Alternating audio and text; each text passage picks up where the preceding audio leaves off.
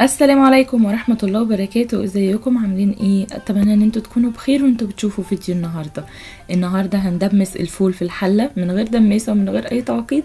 هنعمل الفول بمكونات بسيطة جدا. طبعا زي ما انتوا عارفين ان الفول ده بيكون اساسي في السحور علشان حاجة كده تسند قلبنا، مهما قلنا عنه ان هو بيعطش ما ينفعش نستغنى عنه.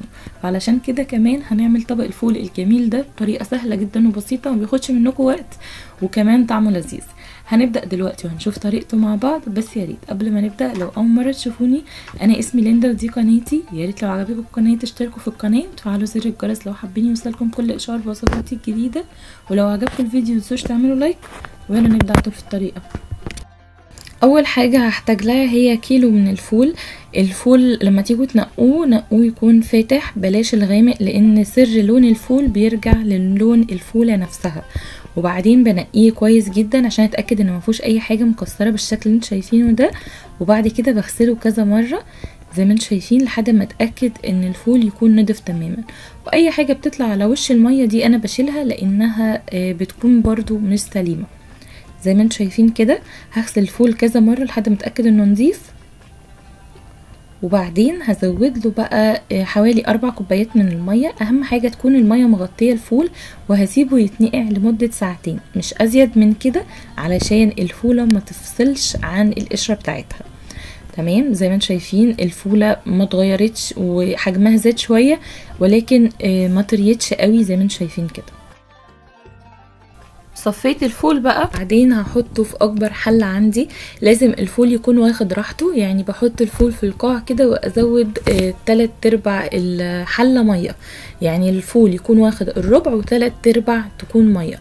وبعدين هرفعه على النار عاليه جدا وهسيبه لحد ما يغلي. زي ما انتم شايفين الفول غلي معايا واخد راحته في الحله. هبدأ بقى اضيف عليه المكونين الاساسيين اللي يطلعوا معاكم الفول مظبوط، وهو كوباية من العدس الاصفر يكون مغسول مش منقوع. عاوزين تقللوا عن كده ممكن تخلوها نص كوباية.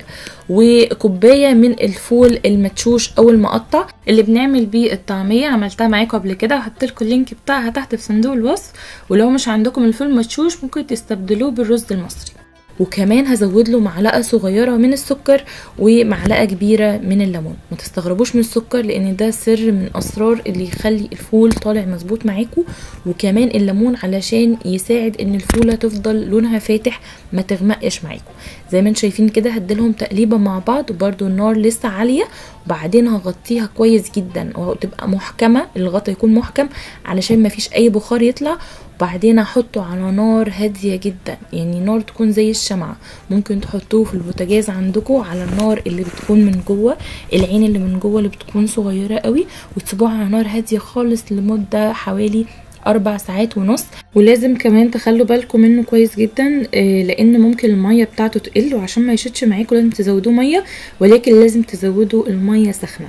شايفين بقى قوامه عامل ازاي؟ الفوله طريه بتتهرس سهل جدا، وكمان الفوله محافظه على القشره بتاعتها، مفيش قشره اتفصلت خالص، لان في ناس بتبقى مشكلتها ان القشره بتنفصل.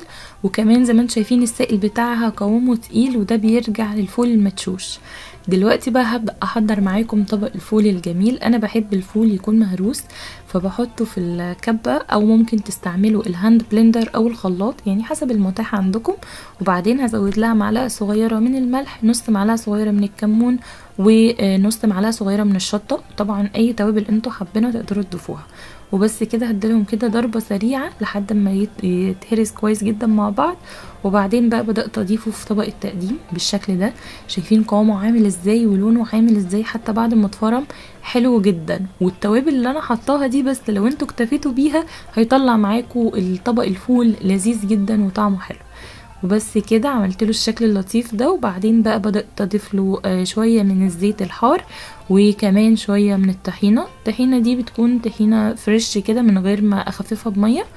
وبس كده دلوقتي بقى هبدأ احط باقي كمية الفول في الاكياس دي واحطها في الفريزر. انا بطلع منها الهواء وبفردها على شكل مسطح كده واحطها في الفريزر. وبالنسبة للفول ده بدأت ازينه بشوية من الفليكس بتاع الشطة. وبس كده ده بيكون شكله طبق الفول. طعمه حلو جدا، الفول نفسه طالع ممتاز. يعني اتمنى ان انتوا تجربوه وتقولوا رايكم تحت في الكومنتات، وبالف هنا وشفا لكل اللي هيجربها. وبكده يكون خلص فيديو النهارده. يا ريت لو عجبكم الفيديو متنسوش تعملوا لايك للفيديو، لو مش مشتركين في قناتي تشتركوا دلوقتي وتفعلوا زر الجرس لو حابين يوصلكم اشعار بكل وصفاتي الجديده. واشوفكم على خير تاني قريب في فيديو جديد.